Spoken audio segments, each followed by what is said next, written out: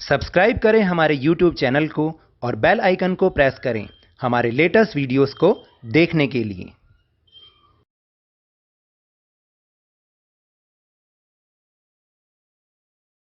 Hello and welcome to Lavneesh sir की class. आज की ये शिक्षा निदेशालय राष्ट्रीय राजधानी क्षेत्र दिल्ली की वर्कशीट नंबर 38 जो कि कक्षा 7वीं के विद्यार्थियों के लिए है। यह ली गई है हिंदी विषय से और इसमें आजकल हम व्याकरण के बारे में बहुत सारी चीज़ों को सीख रहे हैं, जान रहे हैं और आज इसी श्रृंखला में हम मुहावरों के बारे में जानेंगे। मुहावरे आप सुनते तो आए ही होंगे, जैसे कि आंखों का तारा होना, चार चांद लगना, इस तरीके से ये सारे मुहावरों में, यानी मुहावरे एक ऐसे शब्द हैं जो कि अपनी बात को कम शब्दों में कहे जाते हैं। चलिए तो इसी के बारे में जानते हैं मेरे साथ और समझने की कोशिश करते हैं। बच्चों, आज हम मुहावरों के बारे में जानेंगे। मुहावरे में एक से अधिक पद होते हैं जो विशेष अर्थ का बोध कराते हैं, यानी कि कम शब्दों में अपनी बात को बहुत कलात्मक ढंग से कह देना।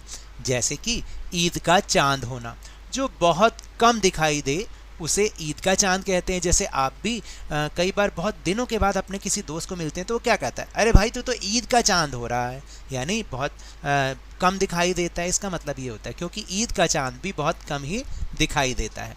जब कोई वाक्यांश अपने सामान्य अर्थ को छोड़कर किसी विशेष अर्थ में रूढ़ हो जाता है तो उसे मुहावरा कहते हैं। यानी कि अब नाम देखिए, मैं इसको एग्जांपल से बताता हूँ कि ईद का चांद, वैसे तो इसका मतलब है ईद के दिन जो चांद निकलता है, लेकिन अब वो अपने उस अर्थ को छोड़कर जब किसी विशेष अर्थ में यूज़ हो रहा है तो इसलिए हम उसको मुहावरा कहते हैं। वाक्य बनाते समय मुहावरे का प्रयोग किया जाता है, उसके अर्थ का नहीं। कभी भी याद रखना, मुहावरे का ही प्रयोग होता है, वाक्य बनाते समय उसके अर्थ का प्रयोग नहीं होता। जैसे आपे से बाहर होना, यानी अपने आप पर नियंत्रण ना रहना या अत्यधिक क्रोधित हो जाना। परशुराम जी शिव धनुष के टूटने की बात सुनकर आपे से बाहर हो गए। अब हम ये नहीं कह रहे कि परशुराम जी शिव धनुष के टूटने की बात सुनकर बहुत क्रोधित हो गए, ये तो सबको ही पता है, लेकिन हमने कम शब्दों में जब अपनी बात को बहुत कलात्मक ढंग से कहना है, बहुत सजा के कहना है, तो हम इस तरीके से ही मुहावरे का प्रयोग करके हम बोलते हैं। अब यहाँ कुछ मुहावरे और उनके अर्थ दिए गए हैं। मुहावरों का वाक्य में प्रयोग करके आपको लिखना है। तो यहाँ पर जो मैंने लिखा है वो तो मेरे सुझाव है, आप चाहें तो दूसरा भी जो आपका सुझाव है, आपके मन में जो विचार आके जो वाक्य बन रहा है, आप वो भी लिख सकते हो, वो भी बिल्कुल सही होगा। तो चलिए अब हम अपने प्रश्न को समझने की कोशिश करते हैं। जैसे पहला जो मुहावरा लिखा हुआ है वह लिखा हुआ है अंग अंग टूटना, यानी सारा शरीर दर्द करना। आज राम ने दिन भर काम किया जिसके कारण उसके शरीर का अंग अंग टूट रहा है। तो इस तरह से मुहावरे में हमने इसका प्रयोग कर दिया। फिर है अंग अंग ढीला होना, यानी बहुत थक जाना।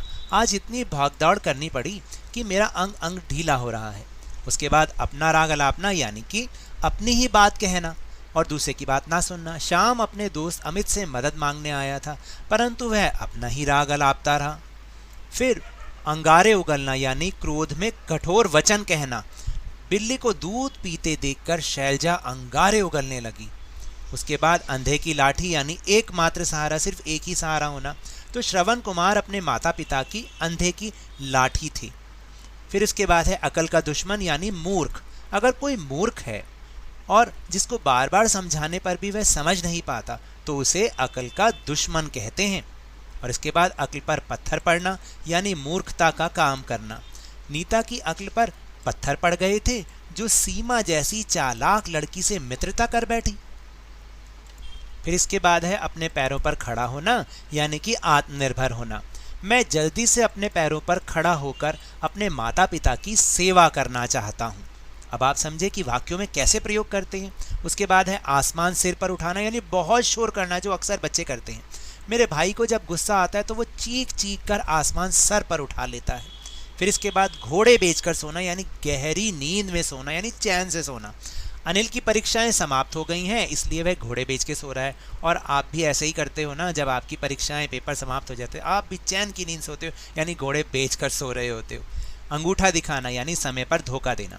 जब राहुल को पुलिस पकड़कर ले गई तो सभी ने उसका अंगूठा दिखा दिया, यानी सभी ने उसको समय पे धोखा दे दिया, किसी ने उसकी मदद नहीं की। फिर 1 और 1 11 होना, यानी आपस में संगठित होकर शक्तिशाली होना। तो राम और श्याम के झगड़े पर मत जाओ, समय आने पर वे 1 और 1 11 हो जाते हैं। तो अब आप समझे कि मुहावरों का वाक्य में प्रयोग किस तरह से करते हैं, किस प्रकार करते हैं। तो आप भी अब धीरे धीरे अपनी भाषा में मुहावरों का प्रयोग करना सीखो, तो आपको इसका अभ्यास भी हो जाएगा और आपको ये समझ भी आ जाएगा। तो ये तो थी आज की वर्कशीट। अगर मेरे इस तरह समझाने से आपको थोड़ा सा भी समझ में आया हो तो इस चैनल को ज़्यादा से ज़्यादा सब्सक्राइब कीजिए, लाइक कीजिए और बहुत ज़्यादा शेयर भी कीजिए। और हाँ, मेरे साथ इसी तरह आसानी से वर्कशीट को समझते रहिए, लेकिन ध्यान और मन लगाकर पूरी मेहनत और लगन के साथ, ऑनलाइन ही सही, पढ़ते जरूर रहिए। और अगर आपको कोरोना वायरस को हराना है ना, तो अपने हाथों को नियमित रूप से साबुन और पानी से धोते रहिए, मास्क अवश्य लगाइए और जब भी उपलब्ध हो और जब भी संभव हो तो इसका टीकाकरण अवश्य कराएं, क्योंकि कोरोना को हराना है और जिंदगी को एक बार फिर से सुहाना बनाना है। इसी उम्मीद के साथ बहुत बहुत धन्यवाद।